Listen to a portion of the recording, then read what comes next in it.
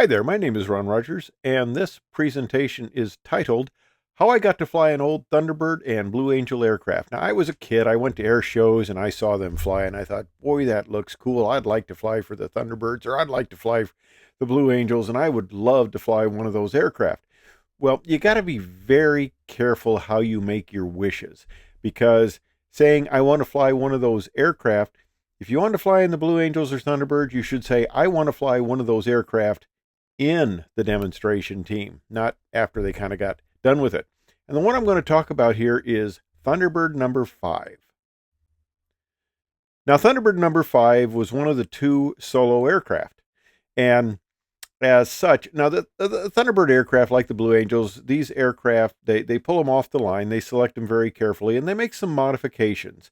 And the deal is supposedly these aircraft could go with like 48 hours notice back into combat. Well, is that really what you want? Do you really want a Blue Angel taking out a bridge somewhere? You know, it doesn't look that good. You should kind of paint them back olive drab and all that sort of stuff, the way they paint the aircraft. But and I doubt that 48 hours included a paint job. But anyway, they did some modifications. Now, the Blue Angels and the Thunderbirds would like to do this bomb burst thing. Okay, well, solo number 5 typically would come up through the center there and do a just beautiful rudder roll. Well, to make sure he had enough rudder authority, they had an override switch in that. And the flight manual for a military aircraft is called the Dash 1. A manual that has kind of weird things about the aircraft, modifications and stuff. That's contained in the Dash 2. And we got Thunderbird number 5 out at Edwards.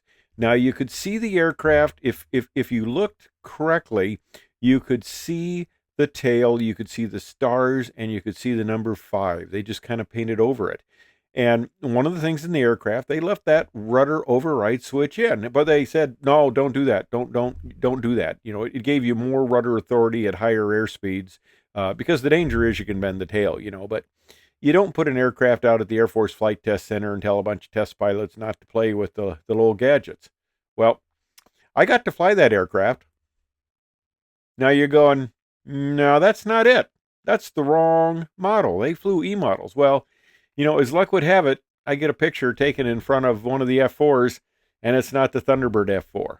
Well, we had it out at Edwards for quite a while, and of course I left, and I really don't know what happened to it, but here it is at the Castle Air Museum out in California. Well, is this really number 5? I tried to look up numbers and stuff, and it's there's a little suspect that maybe this isn't number 5. And well, what happened to the aircraft? Well, the F4 was still being flown operationally, so they just went back to various units, but they didn't tend to go to operational units because of little weird things with the airplane, like what number 5 had with the rudder override switch. So sometimes they would go kind of to special use areas, let's put it like that. Now, if you're going to get an airplane for your museum, well, you might like it olive drab, or you might like to put a neat paint job on it. And I hate to tell you this, but sometimes people put Thunderbird paint jobs on aircraft that weren't actually part of the original Thunderbird. So this one, from what I could determine, was a little questionable whether it was actually number 5. Now, why would anybody do something like paint an aircraft up to look like a Thunderbird when it wasn't one? Well, here's one, and I talk about this. This was one of my Air Force ROTC projects where I led a group that painted this. And I chose what was kind of like a Thunderbird paint job. It's not exactly. I just basically covered up the other parts of the aircraft that had been painted with paint that kind of looked like Thunderbird. And this isn't exactly the paint job they had on the F-86 at the time, but it looked good enough. Red, white, and blue. That looks good. Funny thing is, I just made up, it didn't take a lot of effort, red, white, and blue. You put them in that order. You take some masking tape, and you section some parts off and you paint it. Well, this paint job has stayed this way, and actually it's been repainted a couple of times. It's stayed this way for over 50 years, and this was just something I kind of pulled out of my posterior as a way of painting the aircraft. Now, That's how I got to fly the Thunderbird number 5 F4. Now, when I was out at Edwards, I got a chance to fly with the NASA guys, and the aircraft they used out there for chase and various things. And I flew shuttle approaches, practice shuttle approaches in this 104. So this is what they had out there at the time. Well, I'm a member of Society of Experimental Test Pilots, and I presented papers and stuff like that. And one year in the early 2000s, they asked me to be a papers judge at the National Symposium. So there are three of us judging papers. There is the Commandant of the Test Pilot School, a NASA test pilot and astronaut sitting next to me, and me. And guy sitting next to me, I mean, I knew him way back when he was out at Edwards. I've of course been away from it now for over 20 years. But he says, "Would you like to fly the F-18?" And I go, well, "I'd love to fly the F-18." And he goes, "Let's see if we can put some test mission together for you. We'll have you come out." So they had me come out, and I got to fly a test mission with Gordon Fullerton. And when we got done, I got to fly the F-18 that had been previously a Blue Angel F-18. And when they kind of wear them out, because these teams are hard on the aircraft, believe it or not, when they kind of wore it out and they said, this aircraft's getting a little long in the tooth, they pawn them out to various people. And NASA picked up this one. And we had, I think we had like a 4.5G limit instead of the normal up to 7 or so, just because the airplane had gotten a little bit old. So after we got done with the test mission, Gordon said, "Well, let me show you a few things." And I got to do some really cool maneuvering in it. The F-18 is a really cool airplane. And he says, when they do their high angle of attack pass, their high AOA pass, they come by at about 30 degrees AOA, which is, kind of cool. And then they have the guy go by real fast to show speed differential.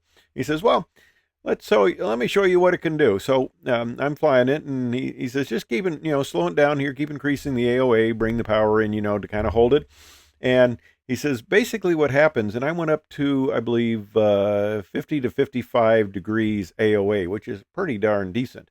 It's pretty impressive to be driving around slow with the nose that high in the air.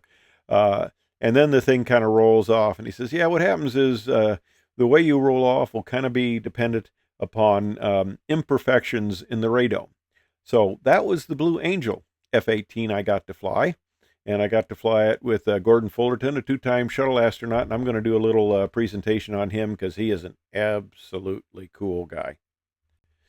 And here's a little bit better picture of the F-18 there. A little bit farther away, shows a little bit more of it. Now, there was one other Thunderbird aircraft I got to fly, as it were, but it was a pre-Thunderbird aircraft, if you will.